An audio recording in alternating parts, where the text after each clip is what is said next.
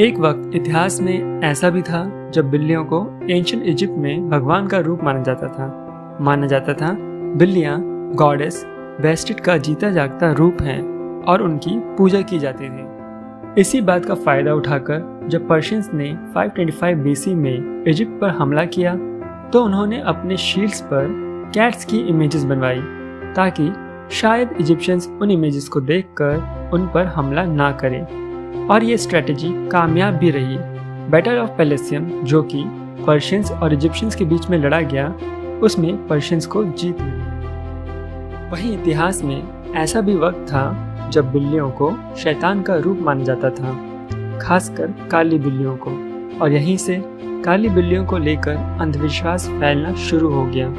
उन्हें bad luck, कर्स और जादूगरनियों के साथ जोड़कर देखा जाने लगा। पोप जॉर्ज 9 ने 13वीं सदी में शैतान को मिटाने के लिए बिल्लियों को मारने का आदेश दिया। बिल्लियों को शैतान का रूप माना जाता था। ऐसे में बुरी ताकतों को ख़त्म करने के लिए बिल्लियों को मारने का आदेश दिया गया। पॉप की बात मानकर आम जनता भी इस शुद्धिकरण में शामिल हो गई, और फिर ऐसा वक्त आया जब बिल्लियों की संख्या बहुत कम हो चुकी है।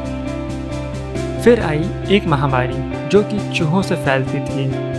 बिल्लियों की संख्या कम हो जाने पर चूहों की संख्या बढ़ गई। आखिर बिल्लियां ही तो चूहों का शिकार करती हैं। ऐसे में जब बिल्लियां ही नहीं थी तो चूहों की संख्या तो बढ़नी ही थी। इस महामारी ने न जाने कितने लोगों की जान ली, पर बिल्लियों को अब भी माफ़ नहीं किया गया। इस महामारी की वजह को लोग शैतान का काम कहने लगे, और शैतान का रूप भला कौन था? बिल्लियाँ। इसके अलावा दुनिया के किसी भी हिस्से में जब जब जादूगरनियों को मारने की कोशिश की गई है, तब तक बिल्लियों को भी मारा गया है। आखिर जादूगरनियों और बिल्लियों का रिश्ता बहुत गहरा माना जाता है।